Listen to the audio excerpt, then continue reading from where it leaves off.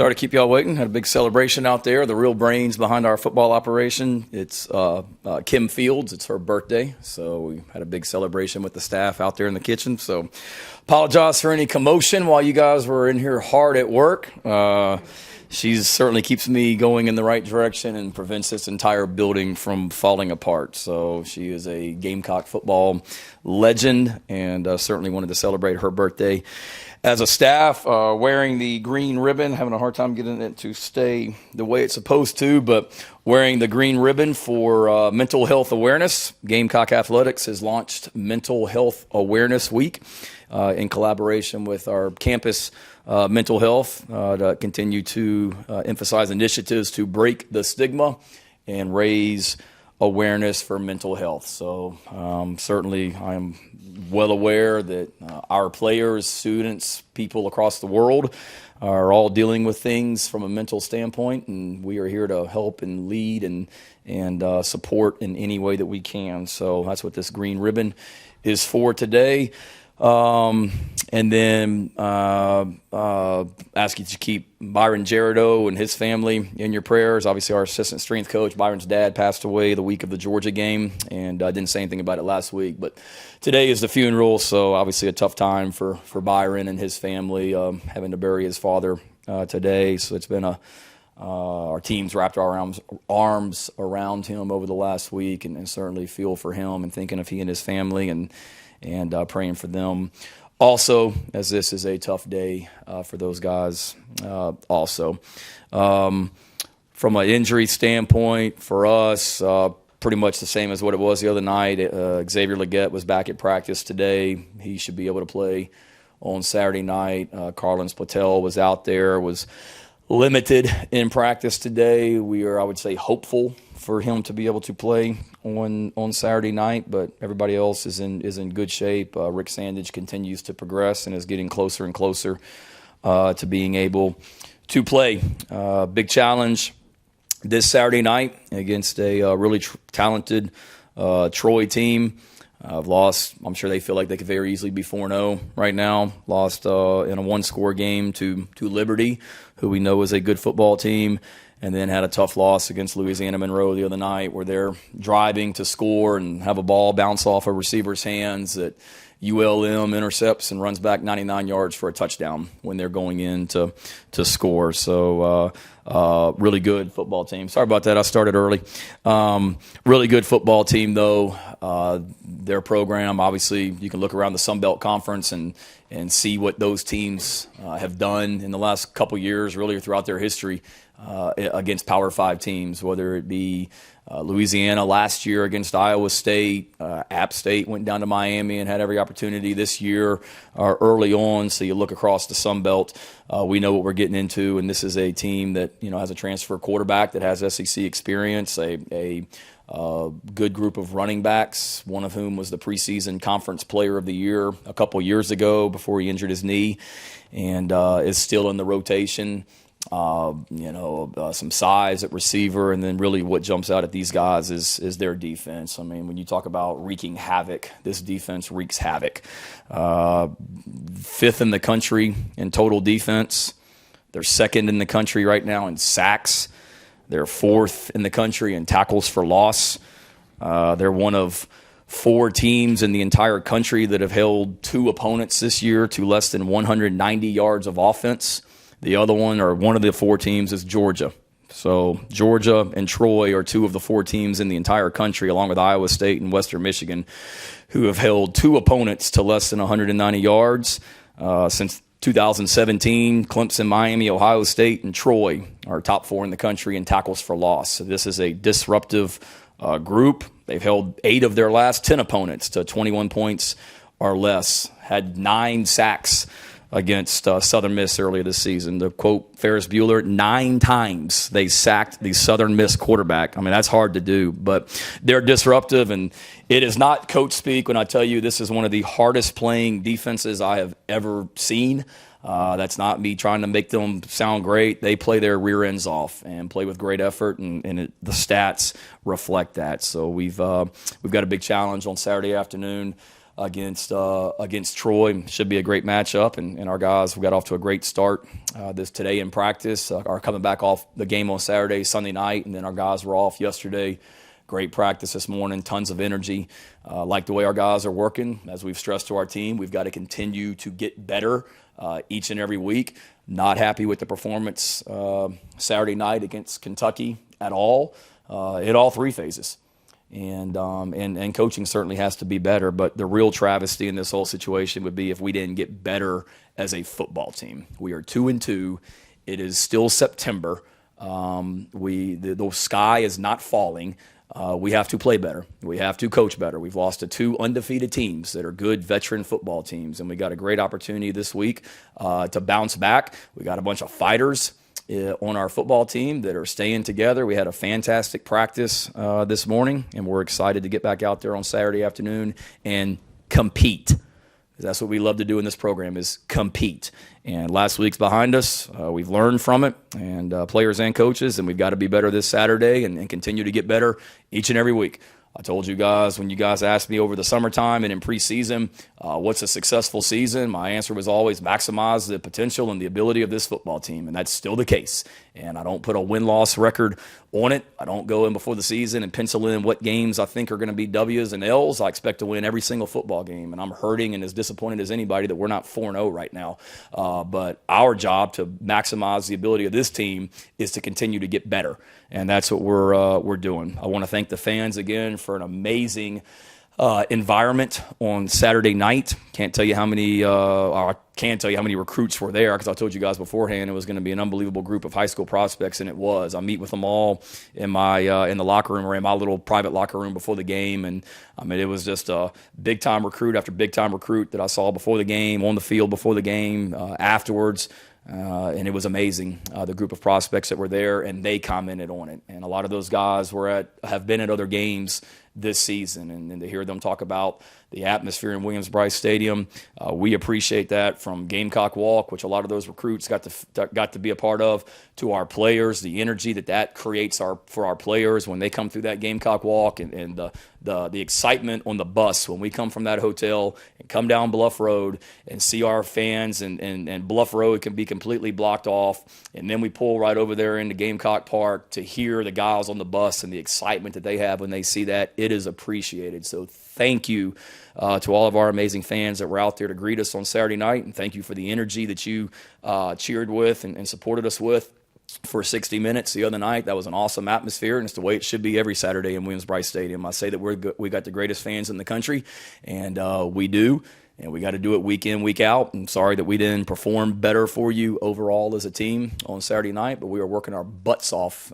day in, day out as players and coaches to get better and to be better this week. And we need to against a really good Troy team. So with that, be glad to answer any questions. Shane, David always gets the first one. Does he get in here and sign up or hold his hand, teleconference, press conference? He always gets the first one. Is that like a veteran, he's been here the longest and he gets to cover it, or what? Phil should be mad in the back that he doesn't get the first one each week. Go ahead, David. I'm sorry. I'm just busting. Don't worry about it. Shane, as a first-time head coach, when there's something going wrong and maybe it's consistently not what you expected, how easy or tough is it to not try to be patient and work through instead of knee-jerking and saying, okay, we're doing this and doing that, and trying to let the other coaches do their job? Yeah, no, that's a great question. Certainly, you gotta stick to the plan and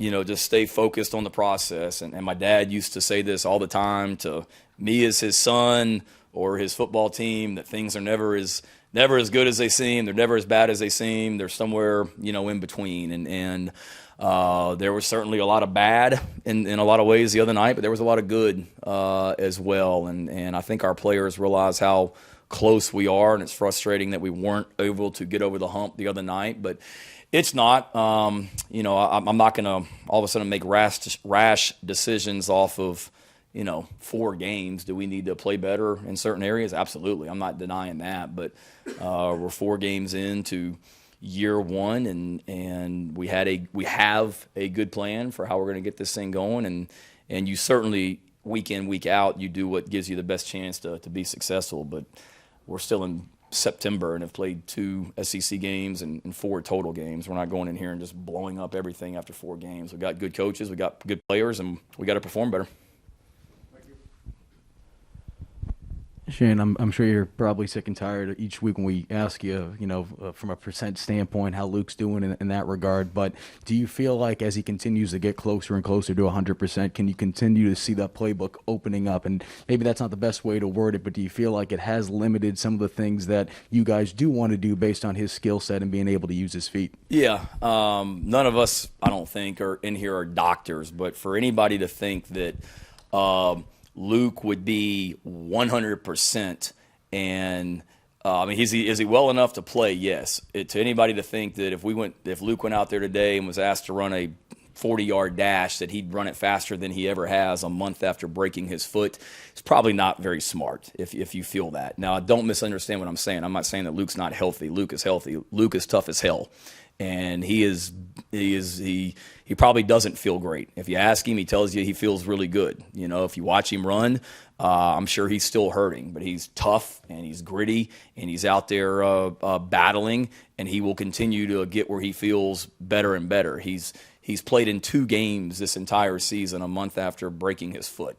So he's got or whatever the exact term was that had happened to him. So what I mean is he's continuing to get better and better, continuing to get healthy. Is he running as well as he did before he got hurt? Probably not. Is he that far off? No. And as he continues to feel better and whatnot, we'll continue to open up stuff. I mean, we had some things designed the other night where he could have pulled the ball, and if he pulled the ball, he may run for a ways. We had some things, some quarterback draws potentially called, some sprint out, scramble, or sprint out situations where he can throw it or run at that 1/4 down. I mean, he can run the ball or he could throw the ball, which he did. So we don't feel necessarily limited, but I don't think it's realistic to say that he's 100% Luke Doty. He's dang close to it, and he's well enough to play. And I'm glad he's out there battling and as tough as he is. Juju was in here saying how the atmosphere in the locker room is still very positive and the camaraderie and bond continues to build. From what you're seeing right now, what players are stepping up as the leaders to make sure that the attitude does stay that way?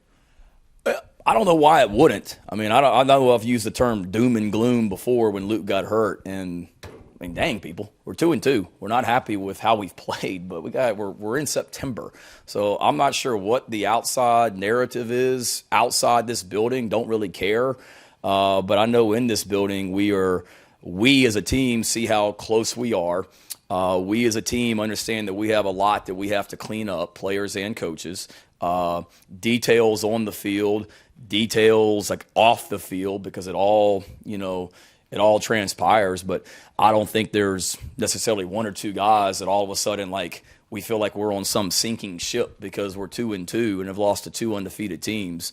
And we're getting with the team and be like, man, you better pick these guys up. No, it's not like that at all. I mean, that was a hurt football team in that locker room Saturday night. Hurt because we expected to win that football game. We expected to beat Georgia.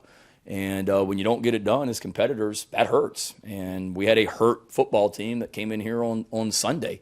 But then you're able to watch the video and see the good we did, see the bad we did, and how close we are, and the details, and just trying to fine-tune some things and continue to get better.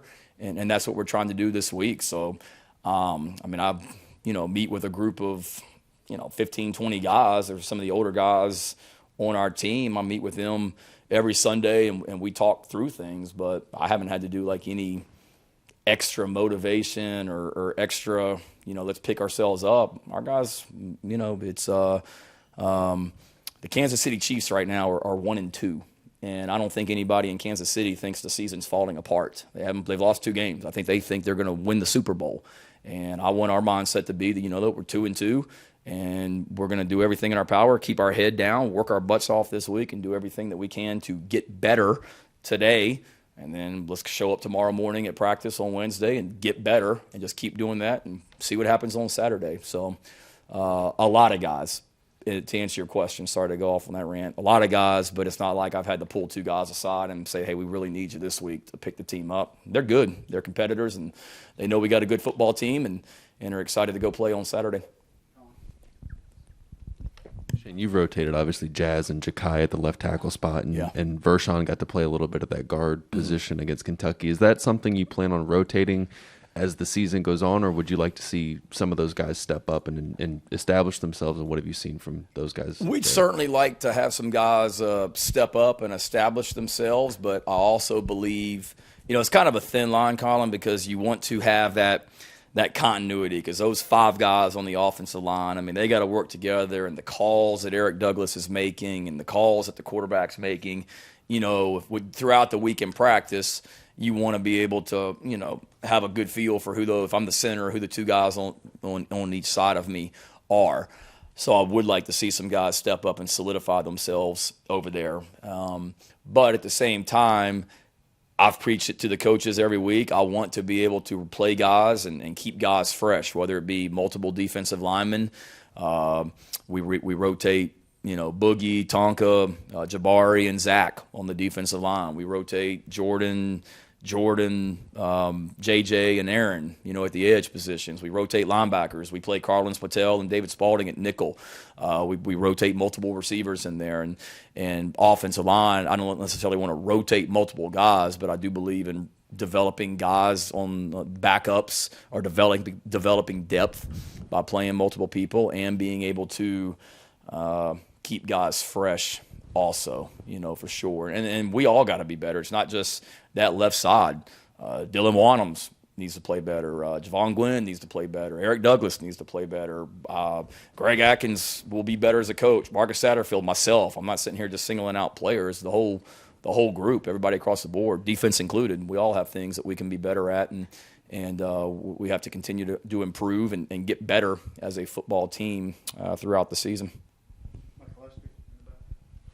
Hey, Coach, how would you evaluate the run game so far in the first 4 games of the season? And then also, I know you can't blow everything up after 4 games, right? But is there something that maybe you can do schematically, or is there any sort of change that you guys want to make before Troy?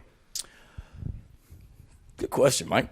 That's a trick question. I would say the run game, it obviously hasn't been good enough. We have what we want our yards per carry to be each and every week, and we're not hitting that. So when you're not hitting your goal of running the ball effectively, not necessarily yards, but just yards per carry and in the game, and if we're not doing that consistently enough, we're not running the ball well enough. So, from that standpoint, it hasn't been good enough. I think we all know that. No, we're not blowing things up. We're continuing each week. It's not.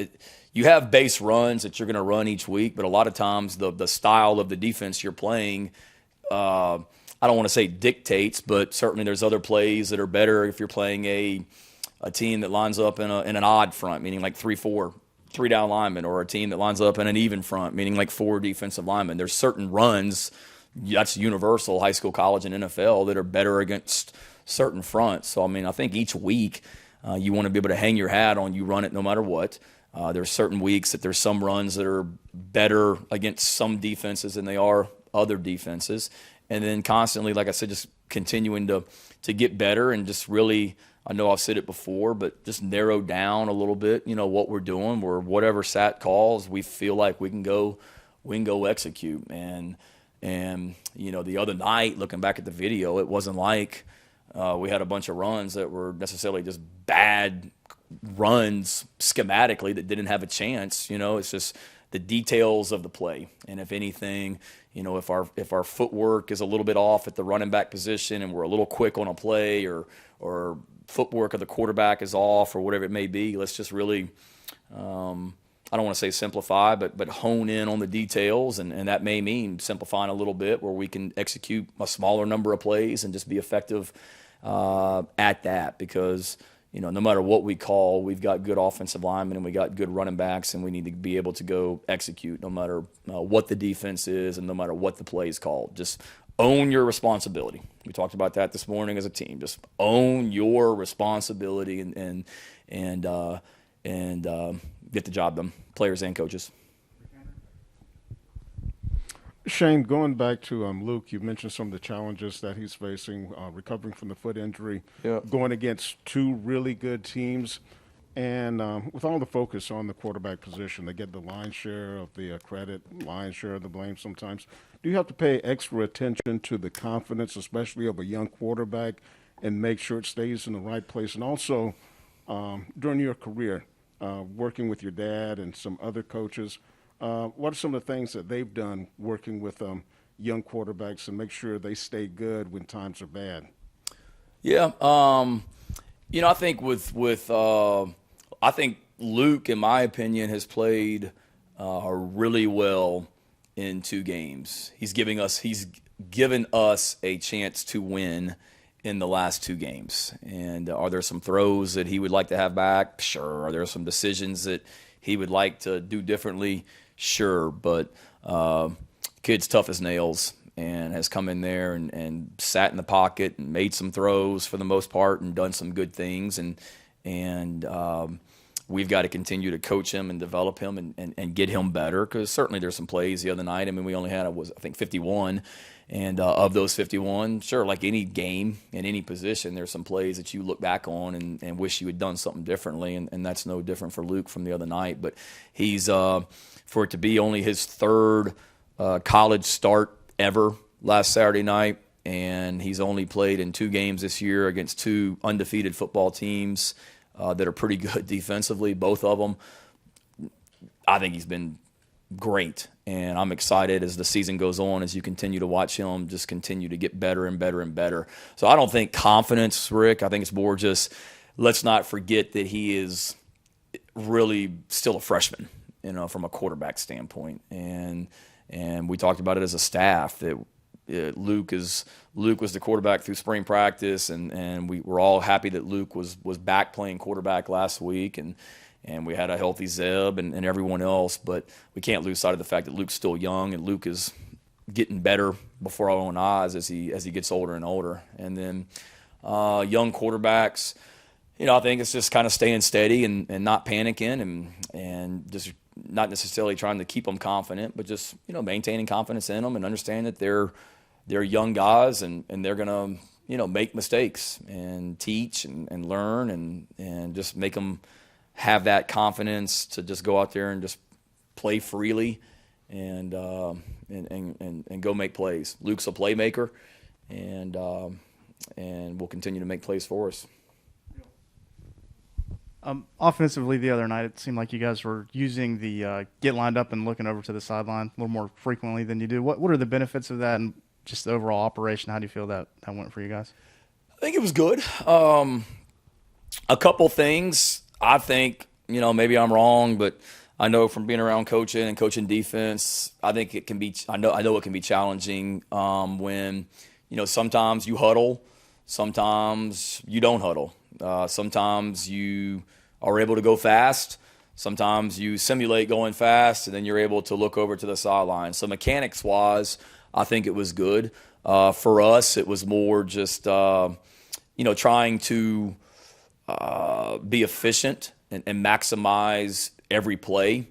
And, we against Kentucky, we did it out of a couple different formations. Just had a pretty, a good idea, okay, out of these formations, Kentucky likes to do this, and just kind of, I don't want to say getting into the perfect play, but, giving us a chance to just simulate we're going fast and kind of make sure that we got good plays called, So will it be a part of our offense going forward? Sure, aspects of it, but, we'll still huddle, and we're like everybody. I mean, we have the ability to huddle. We have the ability to go to the line of scrimmage and look. We have the ability to just call one word, and that one word means everything: formation, pass protection, and the route, or formation and run play, by just saying one word and going super fast. So we have the ability to do all that, and each week you're just going to do what gives you the best chance, to be successful. And defensively, just overall, good, bad, otherwise, how do you feel through the first 4 weeks with that side? I think they've been great. Obviously they're playing lights out from a turnover standpoint. It's disappointing that we've won the turnover margin the last 2 games and have lost. To not turn it over any the other night, and then I think it was 3-2, if I'm not mistaken, against Georgia.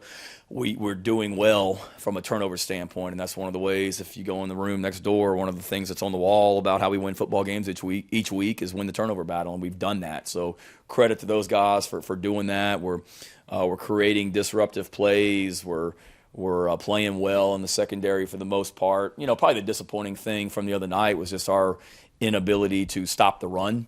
That's been a big point of emphasis going into the season, is running the ball, which we're not doing a great job of, and stopping the run, which we didn't do well the other night. I mean, we played really well on defense, but the fact of the matter is Kentucky lined up and ran it, I think, for 230 yards and ran the ball 44 times. And the last 2 drives, when we needed to get a stop and a ball back. I mean, don't get me wrong, our offense, we put the defense out there a lot when they gave us every opportunity to win the football game, but we weren't able to get them stopped those last 2 drives, which I know was disappointing for Coach White and the rest of our defense. But overall, I mean, they've been fantastic.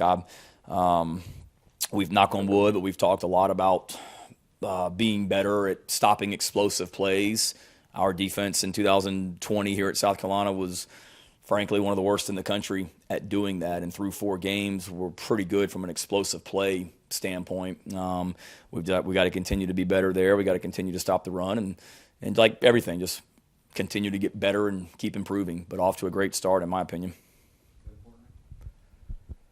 Shane, I think we saw some multicolored cards on the sideline last week. Was that a new thing, or was that going on before, or is that just in blocking out signals? That was the defense was doing that. That was a new thing. I wouldn't read too much into it. And then just we talked to Juju a little bit about it. We saw him line up in the slot maybe a little bit more, moved him around the formation. Is that part of just like, the week-to-week tinkering that you can do to maybe adjust things versus, like you said, blowing things up? And how much is that just, No, I think at the end of the day, you certainly have schemes, but you also got to think players, not plays. And we've got some really good players on this offense, and let's just continue to be multiple with where we align guys and how we get the ball to different people. And Juju's really good out in space and being able to get the ball to him either between the tackles or out in space and making defenses, defend guys in different places, whether it's Jaheim lined up as a receiver, Jaheim lined up as a tight end, or Jaheim lined up as a fullback like we did against Eastern Illinois or whatnot. Just trying to be multiple from that standpoint. Shane, you were mentioning the turnovers before from the defense. I'm sure you've been part of a lot of good defensive teams that just don't seem to get a lot of turnovers. What's the knack there? How do you teach the idea that, hey, we've got to get the football? No, it's a great point. I think I mentioned it last week or sometime, but I can remember being at Oklahoma and we hired Alex Grinch as our defensive coordinator, and all he came in talking about was takeaways and getting turnovers, and we made a huge point of emphasis, and it seemed like for 3 or 4 weeks we couldn't get a turnover.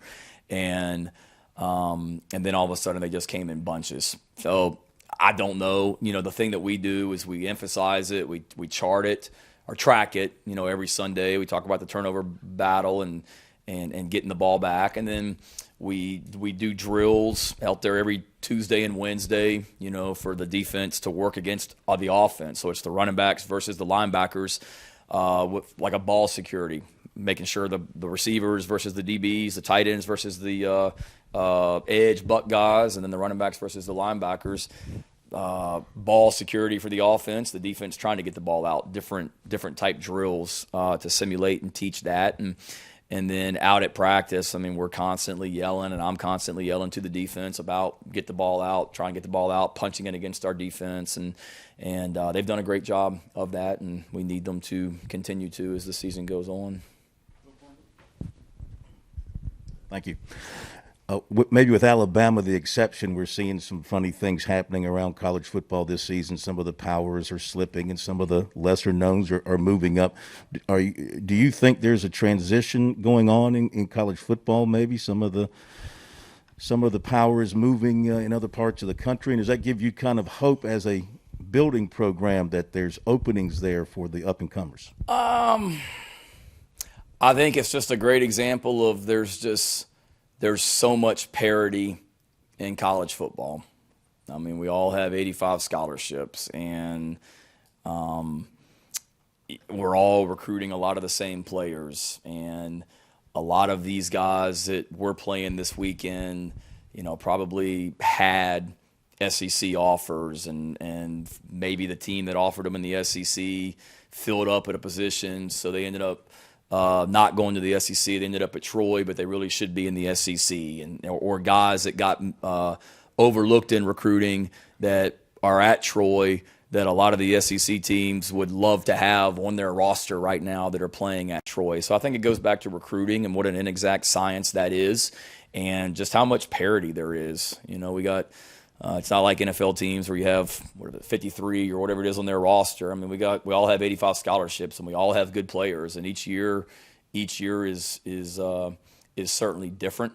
But I don't know if there's necessarily a power shift. I think it's 4 games into the 2021 season, and last year was certainly unusual. This year, teams got spring practice and got a normal summer. Defenses are certainly playing better in a lot of ways across the country because they were able to work on tackling and go through spring practice and preseason camp and all that. But it's interesting. Certainly, there's been some, shake-ups, and you look at the teams that the experts picked to be the top 5 and how that's kind of been shook up already. But it's an early body of work. But I think it's just another great example of how much parity there is in college football, and that any team, Bowling Green as a 30-plus point underdog, can go into Minnesota and beat Minnesota the other day, or whatever it may be. I mean, you see those every Saturday in college football. It seems like you have a lot of older guys, especially on the defensive side of the ball, who are playing their best football of their career. Have you been able to kind of determine what that's a function of, if that's a function of anything? Does it kind of depend on each player? But it seems like a lot of guys who maybe haven't produced nearly as much are producing a lot more. I think it's experience for one. I go back to last year. I don't know how many practices South Carolina got in before COVID got shut down or shut everything down. It wasn't many, but you've got guys that had a full spring practice and a full summer. And I don't know, belief from us as coaches in instilling confidence in those guys and making them realize how talented they are and how good they can be. And certainly they're off to these guys that you're talking about are off to a good start. And I think that's how we want this program to be is great belief in every single player in this program and great love for them and building them up and lifting them up to what they can be and not what the past is, because the past doesn't, dictate the future and the kind of player you can be. Credit to those guys. They would be the first to tell you that they've got a lot that they've got to continue to improve on. But I would argue that it's not just, defensively. I mean, I haven't been here, but I think Jalen Brooks has played pretty dang good through 4 weeks. I think Kerryon Joyner's done some really good things through 4 weeks. I think Josh Vann has done some really good things through 4 weeks. And all I heard for 9 months when I got hired is what we didn't have at receiver. And they've done a nice job. Are there plays they'd like to have back? Sure. I'm not saying that. Are there things that can be better? Absolutely. But I'd argue those receivers have I don't want to use the word overachieved, but have certainly done some really good things based on what I was told they were when I got here. And we've got to continue to coach them up and continue to get better, because by no means have they arrived, but we've got to continue to utilize those guys and get the ball to them in the passing game and continue to bring these older guys along on defense, and just every position from veteran guys on defense to veteran guys on offense to the guys out there playing scout team O-line and D-line. We're in a race to improve, and we're just keeping our head down and just trying to get better every single day. Thank you, guys. Have a great week.